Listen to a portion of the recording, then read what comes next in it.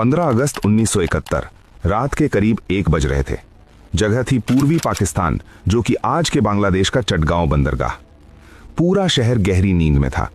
पाकिस्तानी सेना, जो उस समय पूर्वी पाकिस्तान पर कब्जा जमाए बैठी थी, अपने जश्न की तैयारी कर रही थी।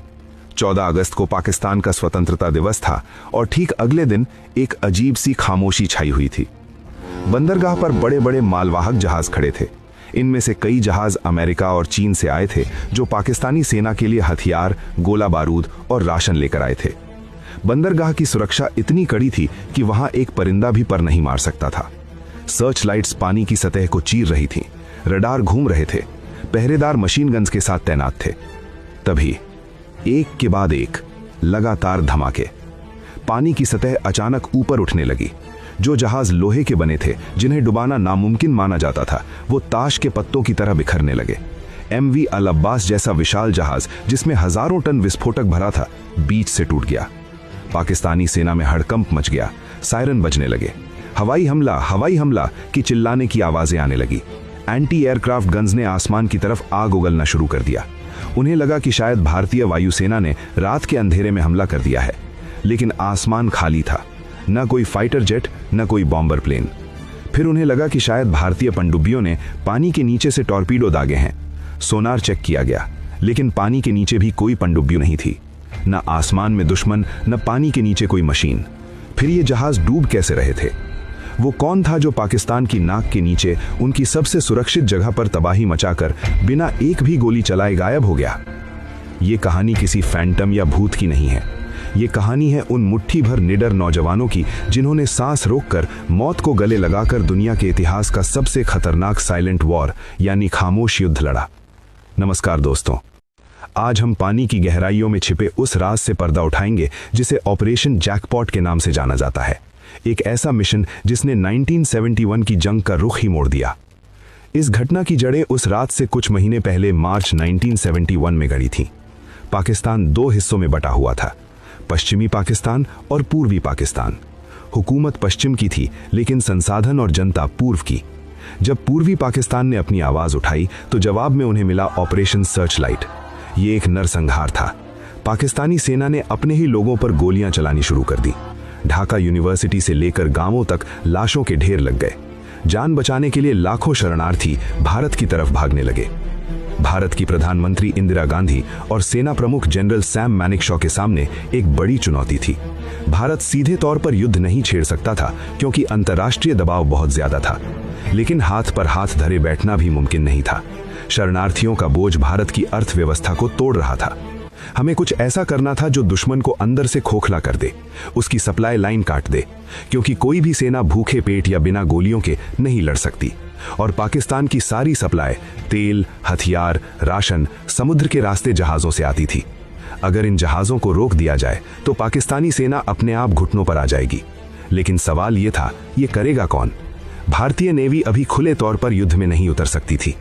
यहीं से जन्म हुआ एक ऐसे आइडिया का जो सुनने में पागलपन लगता था। नई दिल्ली के नॉर्थ ब्लॉक के बंद कमरों में एक गुप्त बैठक चल रही थी। नेवल इंटेलिजेंस के डायरेक्टर कैप्टन मिहिर रॉय और naval chief admiral SM Nanda ने एक अजीब प्रस्ताव रखा। उनका कहना था, हम अपनी नेवी के जहाज नहीं भेजेंगे, हम मुक्ति वाहिनी के उन नौजवानों का इस्तेमाल करेंगे जो भारत भाग कर आए हैं। लेकिन यहाँ एक बहुत बड़ी समस्या थी। ये नौजवान कोई सैनिक नहीं थे, ये छात्र थे, किसान थे, मछुआरे थे। इन्होंने कभी बंदूक नहीं पकड़ी थी, कभी अनुशासन नहीं देखा था। ये भारत के लिए पहली रणनीतिक जीत थी, भले ही वो अनजाने में हुई हो, क्योंकि प्लेन को अब वापस भारत आना ही था। फ्यूल खत्म हो रहा था। कैप्टन रेड्डी ने हाईजैकर को बताया कि अब हमारे पास सिर्फ एक ही विकल्प है, अमृतसर का राजा सांसी एयरपोर्ट में लैंड करना। हाईजैकर के पास कोई चारा नहीं था। वो मान गया, और यही उसकी सबसे बड़ी गलती साबित हुई, क्योंकि अमृतसर पंजाब पुलिस के शेर KPS गिल का इलाका था। दोपहर के 3:20 पर फ्लाइट IC-427 अमृतसर के राजा सांसी एयरपोर्ट पर लैंड हुई। दिल्ली में क्राइसिस मैनेजमेंट ग्रुप की इमरजेंसी बैठक शुरू हो चुकी थी। उस समय प्रधानमंत्री थे PV नरसिम्हा राव। दिल्ली से अमृतसर को साफ निर्देश मिल गए, ये प्लेन अब यहाँ से उड़ना नहीं चाहिए, इसे किसी भी कीमत पर रोका जाए। शुरुआत में स्थानीय पुलिस और कलेक्टर ने हाईजैकर से बात की। उनकी रणनीति थी, बातों में उलझाओ और समय बर्बाद करो। वो बार बार एक ही बात को घुमा फिरा कर कहते रहे। हाईजैकर ने कहा, मुझे फ्यूल चाहिए। नेगोशिएटर ने कहा, हाँ फ्यूल आ रहा है, लेकिन ड्राइवर नहीं मिल रहा। फिर कहा ड्राइवर आ गया है पर चाबी नहीं मिल रही। इन बहानों से हाईजैकर का गुस्सा बढ़ने लगा। अपनी गंभीरता दिखाने के लिए उसने शाम को एक फायर भी किया। गोली प्लेन की बॉडी को चीरती हुई बाहर निकली। इससे यह कंफर्म हो गया कि उसके पास असली हथियार हैं और वो उसे चलाने से हिचकिचाएगा नहीं। शाम के 6 बजे के करीब सीन में एंट्री होती है पंजाब पुलिस के डीजीपी केपीएस गिल की। गिल साहब का कद और रुतबा ही ऐसा था कि उनके आने से ही माहौल बदल गया। उन्होंने आते ही कमान संभाल ली। गिल की थ्योरी अलग थी।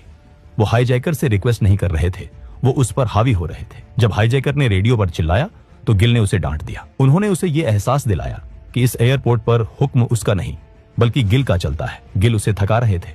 वो चाहते थे कि हाईजैकर इतना थक जाए और चिढ़ जाए कि उसकी सोचने समझने की शक्ति कम हो जाए। गिल ने जब हाईजैकर से बातचीत की और पूछा तुम्हारी मांग क्या है, तो सामने से जवाब आया मेरी अभी कोई मांग नहीं है, बस फ्लाइट में फ्यूल भरवा दीजिए, मुझे काबुल जाना है। काबुल पहुंचकर ही मैं अपनी असली मांग बताऊंगा। इसी बीच दिल्ली 7 में इसी जगह प्लासी की लड़ाई में नवाब सिराजुद्दौला को धोखे से हराया गया था और भारत ने अपनी आज़ादी खोई की। और अब 200 साल बाद ठीक उसी जगह पर एक और आज़ादी की लड़ाई की तैयारी हो रही थी, लेकिन इस बार हम किसी को गुलाम बनाने के लिए नहीं बल्कि किसी को आज़ाद कराने के लिए लड़ रहे थे। कैंप प्लासी में करीब 400-500 बंगाली नौजवानों को चुना गया। शर्तें बहुत सख्त थीं।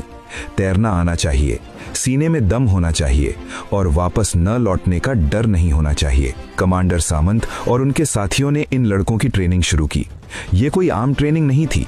इन लड़कों को सिखाया गया कि पानी के अंदर घंटों कैसे रहना है, बिना ऑक्सीजन सिलेंडर के सिर्फ एक पाइप के सहारे कैसे तैरना है, पानी का बहाव, ज्वार भाटा और अंधेरे में दिशा कैसे पहचाननी है। लेकिन सबसे महत्वपूर्ण चीज जो उन्हें सिखाई गई वो थी उनका हथियार, लिम्पिट माइन। लिम्पिट माइन देखने में ये एक छोटे कछुए या उल्टी कढ़ाई जैसी होती है। इसके अंदर शक्तिशाली विस्फोटक भरा होता है और इसके नीचे लगे होते हैं बहुत ही ताकतवर चुंबक।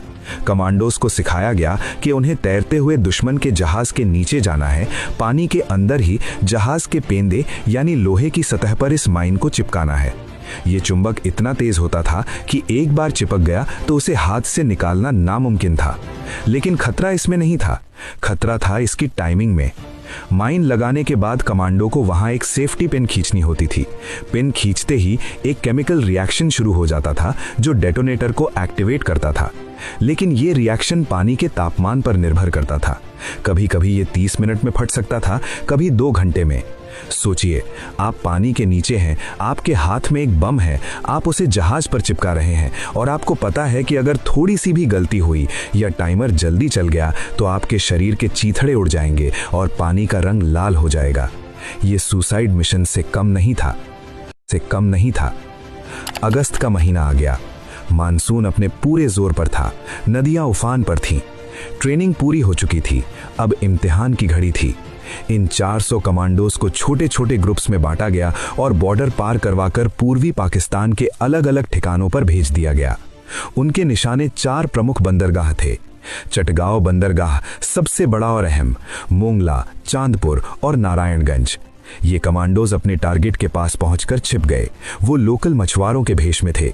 दिन में वो झाड़ियों में टूटी नावों में छिपे रहते और रात को रेकी करते। उन्हें इंतजार था एक सिग्नल का।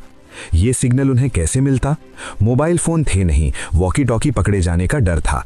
तो भारतीय नेवी ने संचार का एक अनोखा तरीका निकाला, ऑल इंडिया रेडियो। तय ये हुआ कि आकाशवाणी के कोलकाता स्टेशन से एक खास गाना बजाया जाएगा। ये गाना पूरी दुनिया के लिए सिर्फ मनोरंजन था, लेकिन उन छिपे हुए कमांडोज के लिए ये मौत का फरमान था। 13 अगस्त 1971 सुबह के समय रेडियो पर एक गाना बजा। ये मशहूर गायक पंकज मलिक का गाना था। गाने के बोल थे, आमार पुतुल आज के प्रथम जाबे ससुर बाड़ी, मतलब मेरी गुड़िया आज पहली बार अपने ससुराल जाएगी। आम आदमी के लिए ये एक मासूम गाना था, लेकिन कमांडोज के लिए इसका मतलब था स्टैंड बाय, 24 घंटे के अंदर हमला करना है, तैयार हो जाओ। कमांडोज ने अपनी माइंस चेक की, अपने फिन्स और चाकू तैयार किए, आखिरी बार अपने साथियों को गले लगाया। अगले दिन 14 अगस्त पाकिस्तान अपना स्वतंत्रता दिवस मना रहा था। ठीक उसी समय रेडियो पर दूसरा गाना बजा, आमी तोमाए जोतो सुनिए छिलेम गान, मतलब मैंने तुम्हें जितने भी गीत सुनाए। इसका मतलब था अटैक, आज रात ही हमला करना है। ये 14 और 15 अगस्त की दरमियानी रात थी। नियति का